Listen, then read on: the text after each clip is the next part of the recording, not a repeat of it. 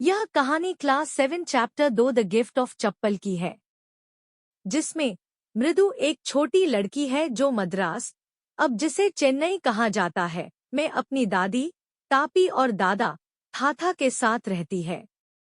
एक दिन तापी मृदु को उसकी चाची रुक्कू मणि के घर ले जाती है, जहां वह अपने चचेरे भाई बहनों लाली, रवि और मीना से मिलती है।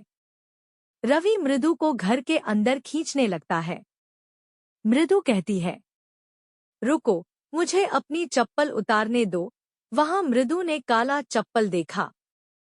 चप्पल धूल से ग्रे हो गए थे। मृदु को यह सोचने का ज्यादा समय नहीं मिला कि ये चप्पल किसकी है, क्योंकि रवि ने उसे तुरंत घर के भीतर खींच लिया, जहां मृदु ने एक फटे फुटबॉल के अंदर एक बहुत ही छोटा बिल्ली का बच्चा नारियल के आधे खोल से दूध पीते देखा। मीना ने कहा, हमने उसे आज सुबह गेट के बाहर देखा जहां वह म्याऊं म्याऊं कर रही थी। बेचारी, मीना ने कहा। यह एक राज है। अम्मा कहती है कि अगर पाती को पता चला कि हमारे पास बिल्ली है तो वह पड्डू मामा के घर चली जाएगी। लोग हमेशा हमें जानवरों के प्रति दयालु होने के लिए कहते हैं, लेकिन जब हम करते हैं तो वे हम पर चिल्लाते हैं। ओह, गंदा जानवर यहाँ मत लाओ, रवि ने कहा। क्या तुम्हें पता है कि रसोई से थोड़ा सा दूध लाना कितना कठिन था? पाती ने अभी मुझे हाथ में गिलास पकड़े हुए देखा। मैंने उससे कहा कि मुझे बहुत भूख लगी है, मैं इसे पीना चाहता हूँ। लेकिन उन्होंने मुझे जिस तरह देखा, मुझे उन्हें दिखावे के लिए थोड़ा दूध पीना पड़ा। फिर उन्हें गिलास वापस चाहिए था। मैंने उससे कहा, मैं इसे खुद धो लूंगा, मैं आपको परेशानी नहीं दूंगा। फिर मैंने दूध को इस नारियल के खोल में डालने के लिए दौड़ा और फिर दौड़कर गिलास धो दे, ताकि उन्हें हम पर कोई शक न हो। हमें महेंद्रन को खिलाने का कोई और तरीका सोचना होगा। महेंद्रन? इस छोटी बिल्ली के बच्चे का नाम महेंद्रन है, मृदु ने हंसते हुए कहा। क्या इस प्यारे से बिल्ली के बच्चे का नाम महेंद्रन है? वास्तव में उसका पूरा नाम महेंद्र वर्मा पल्लव पूनाई है। अगर तुम चाहो तो शॉर्टकट में इसे MP पूनाई भी कह सकती हो। यह एक बेहतरीन नस्ल की बिल्ली है। तुम इसके फर को देखो, शेर की तरह। और क्या तुम लोगों को पता है कि प्राचीन पल्लव राजाओं का प्रतीक चिन्ह क्या था? उसने मृदु से उत्सुकता से पूछा। मृदु हंसी।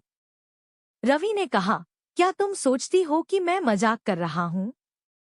तुम लोगों को इतिहास की कुछ भी जानकारी नहीं है। क्या तुम महाबलीपुरम नहीं गई हो? उसने गर्व से कहा। जब हमारी क्लास महाबलीपुरम गई थी, मैंने बिल्ली के पर दादा के पर दादा आदि की एक मूर्ति देखी।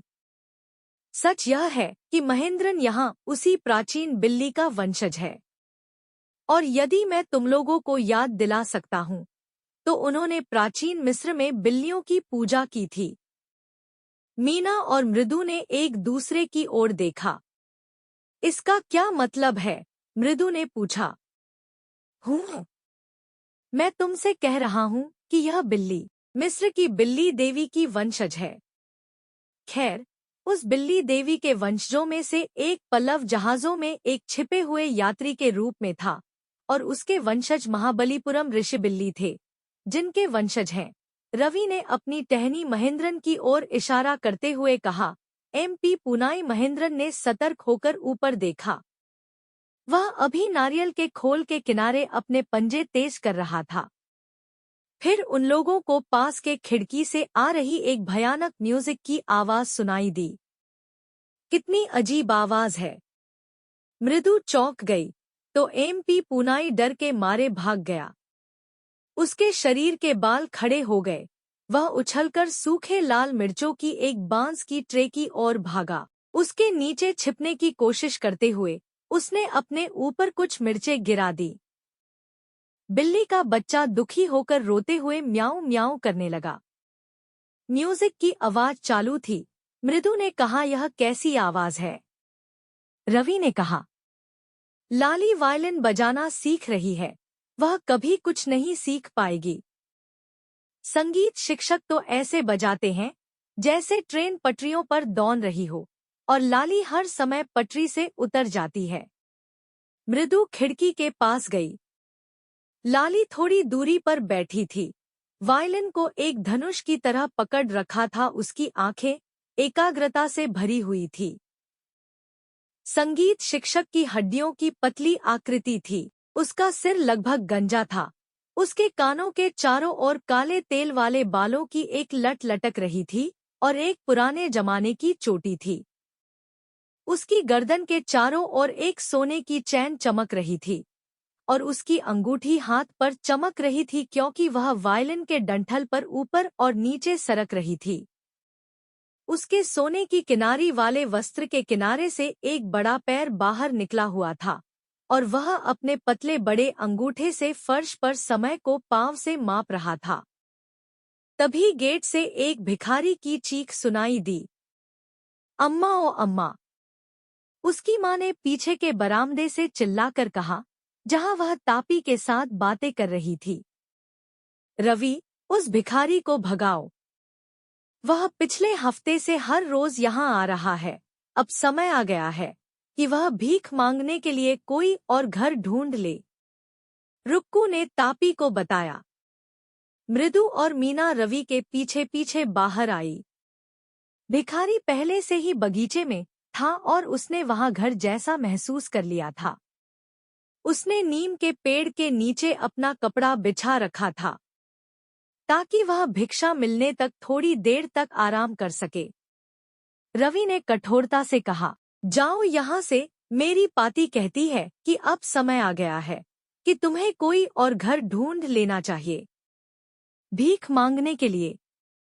भिखारी ने अपनी आंखें बड़ी बड़ी कर ली और एक एक करके बच्चों की तरफ देखा। भिखारी ने बच्चों से भावुक आवाज में कहा, मुझे पता है कि तुम्हारी माँ बहुत दयालु है, वे मुझे निराश नहीं करेगी। रवि, उसे बता दो कि रसोई में अब कुछ भी नहीं बचा है और उसे दोबारा नहीं आना चाहिए। पाती भिखारी से तंग आ गई थी। रवि को यह सब भिखारी को दोहराने की जरूरत नहीं थी। जो उसकी माँ ने कहा वह सबने नीम के पेड़ के नीचे भिखारी ने साफ साफ सुन लिया था। भिखारी उठकर बैठ गया और आह भरी। मैं जाऊंगा, उसने थके हुए स्वर में कहा। बस मुझे इस पेड़ के नीचे थोड़ा आराम करने दो। धूप बहुत तेज है, सड़क पर तार पिघल गया है। मेरे पैरों में पहले से ही फफोले पड़ गए हैं। उसने अपने पैर फैला दिए और अपने नंगे पैरों के तलवों पर बड़े गुलाबी छिलते हुए फफोले दिखाए।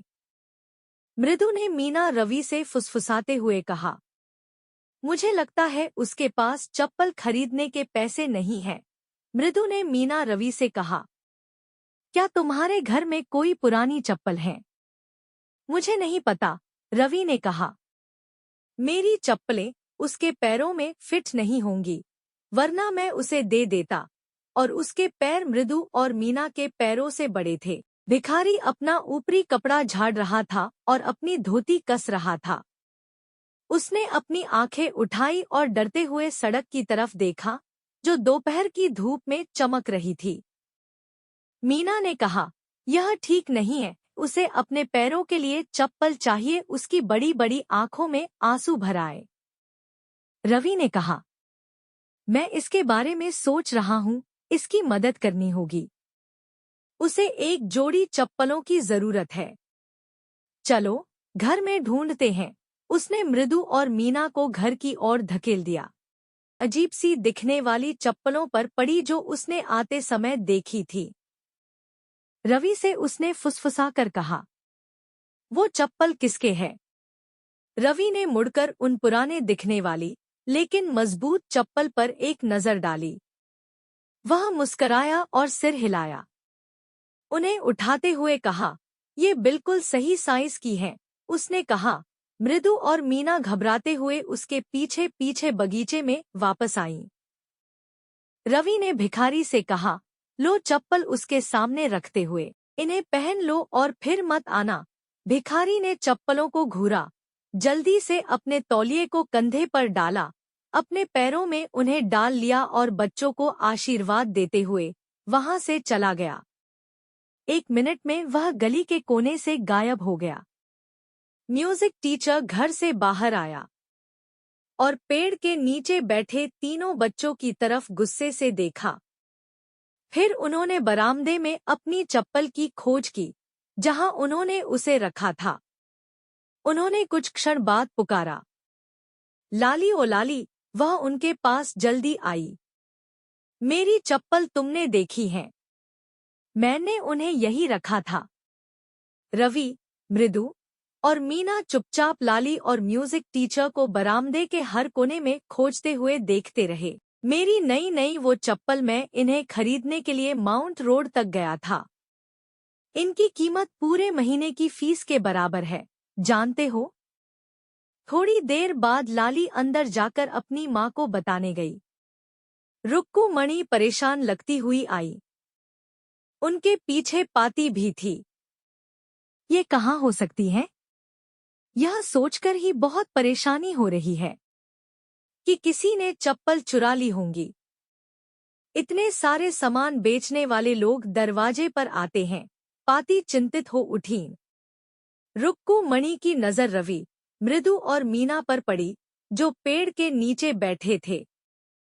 तुम बच्चों ने, वह शुरू ही करने वाली थी, लेकिन फिर यह देखकर कि वे बहुत चुपचाप बैठे हैं, धीरे धीरे पूछने लगी, क्या तुमने बरामदे के आसपास किसी को घूमते हुए देखा? मृदु ने सोचते हुए कहा। रुक्कू मणि गुस्से में है। उसने खुद को समझाने की कोशिश की कि अगर रुक्कू मणि को उस गरीब भिखारी के बारे में पता होता, जिसके पैरों में घाव थे, तो वह इतनी परेशान नहीं होती। गहरी सांस लेते हुए उसने कहा, चाची, यहाँ एक भिखारी आया था। बेचारा, उसके पैरों में इतने फोड़े थे। तो रुक्मणी ने गुस्से में रवि की ओर मुड़ते हुए कहा, तुमने म्यूजिक टीचर की चप्पल उस बूढ़े भिखारी को दे दी जो यहाँ आता है? आजकल के बच्चे, पाती ने कराहते हुए कहा। रवि ने कहा, अम्मा, आपने ही तो मुझे करण के बारे में बताया था, जिसने सब कुछ दान में दे दिया था, यहाँ तक कि अपने सोने के कुंडल भी। वह कितना दयालु और उदार था।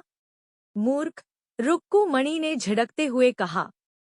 कर्ण ने दूसरों की चीजें कभी दान में नहीं दी, उसने केवल अपनी चीजें दी थी। लेकिन म्यूजिक मास्टर की चप्पल उस भिखारी के पैरों में फिट नहीं हो सकती। रवि ने धृष्टतापूर्वक बोलते हुए कहा, और अम्मा, अगर वे फिट हो जाती, तो क्या आपको सच में बुरा नहीं लगता? रुक्कू मणि गुस्से में जल्दी से अंदर गई और गोपू मामा की नई चप्पल बाहर लाई। ये आपको फिट हो जाएंगी, सर। कृपया इन्हें पहन ले। मुझे बहुत दुख है। मेरा बेटा बहुत शरारती है। संगीत मास्टर की आंखें चमक उठीं। उसने चप्पल पहन लिया, खुश दिखने की कोशिश करते हुए। ठीक है, मुझे लगता है कि यह काम चला लेंगे। आजकल के बच्चों में बड़ों के प्रति कोई सम्मान नहीं है। क्या करें? एक हनुमान का अवतार है। केवल राम ही ऐसे शरारती लड़के से बचा सकते हैं। रुक्कू मणि की आंखें चमक उठीं। वह रवि को बंदर कहे जाने पर भले ही बंदर पवित्र होते हैं, खुश नहीं लग रही थी। वह सामने के दरवाजे पर सीधे खड़ी हो गई। यह स्पष्ट था कि वह चाहती थी कि वह जल्दी से म्यूजिक टीचर चले जाए। जब वह अपनी नई चप्पल पहनकर चला गया, तो उन्होंने कहा, मृदु, अंदर आओ और कुछ नाश्ता कर लो। सच में, तुम बच्चों को ऐसे विचार कहाँ से आते हैं? भगवान का शुक्र है कि तुम्हारे गोपू मामा अपने चप्पल को काम पर नहीं पहनते।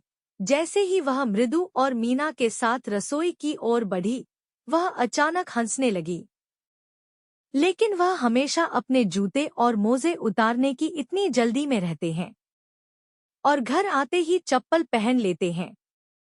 आज शाम को जब मैं उन्हें बताऊंगी कि मैंने उनकी चप्पलें संगीत मास्टर को दे दी, तो वह क्या कहेंगे?